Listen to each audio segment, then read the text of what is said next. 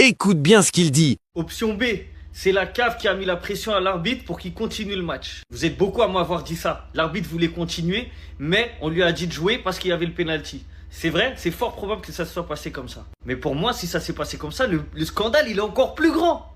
Parce qu'en vrai, si on a forcé l'arbitre à aller à l'encontre des lois du jeu, parce qu'il y avait un penalty et que dans leur tête, Brahim Diaz allait le marquer, bah en fait, c'est comme si les dés étaient pipés. Si Brahim Diaz marque, c'est bon, le Maroc est champion. Et à aucun moment, ils ont pris en compte que Brahim Diaz peut rater.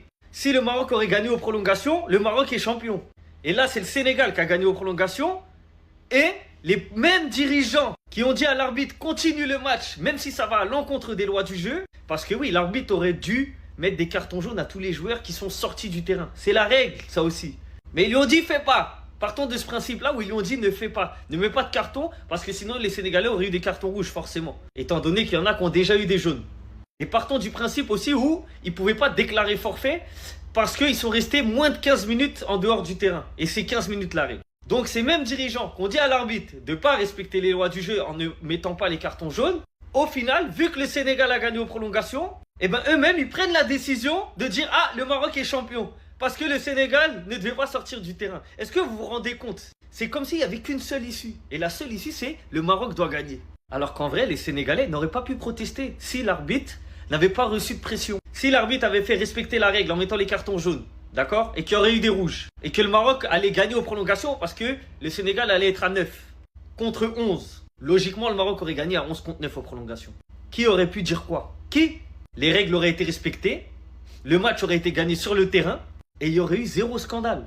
Là, le problème, c'est que les dirigeants, ils ne pensaient pas que Diaz allait rater le penalty. Et c'est là qu'il y a un problème. Les dés sont pipés. C'est de la triche. Vous allez à l'encontre des lois du jeu parce que selon vous, Diaz va marquer le penalty. Ben, c'est interdit. C'est interdit. Donc le Sénégal mérite sa victoire à partir du moment où vous avez voulu jouer, vous avez voulu continuer le match, malgré le fait que vous allez à l'encontre des lois du jeu. Vous avez fait passer l'aspect économique en premier, l'aspect politique en premier, avant les règles du jeu. Et l'erreur, elle est là. Toujours respecter les règles. Les règles sont bien faites.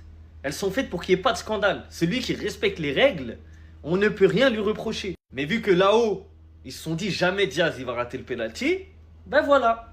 Donc au final, qu'on prenne l'option A, c'est l'arbitre qui n'a pas fait son travail, ou l'option B, c'est eux qui ont mis la pression à l'arbitre de reprendre le match, sans mettre de carton aux Sénégalais, et ben quoi qu'il arrive, c'est un scandale. C'est un scandale. Parce qu'à partir du moment où ils font des calculs, et ben les dés sont pipés, ça devient de la triche. D'où l'importance des règles du jeu. Si vous respectez les règles d'en haut à en bas, il n'y aura rien. Personne ne pourra rien dire. Et c'est là qu'il y a un problème à la CAF. Parce qu'ils sont là, ils réfléchissent, etc. Alors qu'il y a des lois. Il y a des lois. Respectez les lois, fin. Il n'y a aucun calcul à faire. Ils n'ont même pas à se dire, vas-y, l'arbitre reprend le match, Diaz va marquer son penalty. Non, vous n'avez même pas besoin de rentrer dans cette logique-là. Monsieur l'arbitre, faites votre travail. S'il y a des cartons jaunes à donner, mettez-les. S'il y a des rouges à donner, mettez-les. Si les joueurs sénégalais sont restés plus de 15 minutes en dehors du terrain, on stoppe le match. C'est ça les règles. Les règles sont universelles. Que ce soit au plus bas, au niveau du football, jusqu'au niveau professionnel, les règles sont les mêmes. C'est pour ça qu'elles sont là. Et si tout le monde respecte les règles, tout se passe bien. Donc les vrais fautifs, c'est les dirigeants de la CAF qui ont mis la pression à l'arbitre. Ils ont voulu jouer un jeu et ils ont perdu à leur propre jeu finalement. Pour ensuite aller au tribunal et dire que les règles n'ont pas été respectées et que le Sénégal n'avait pas à sortir du terrain. Les gars, c'est n'importe quoi. Au fond d'eux, ils voulaient que Diaz marque son penalty et on s'arrête là. Sauf que ça ne s'est pas passé comme prévu.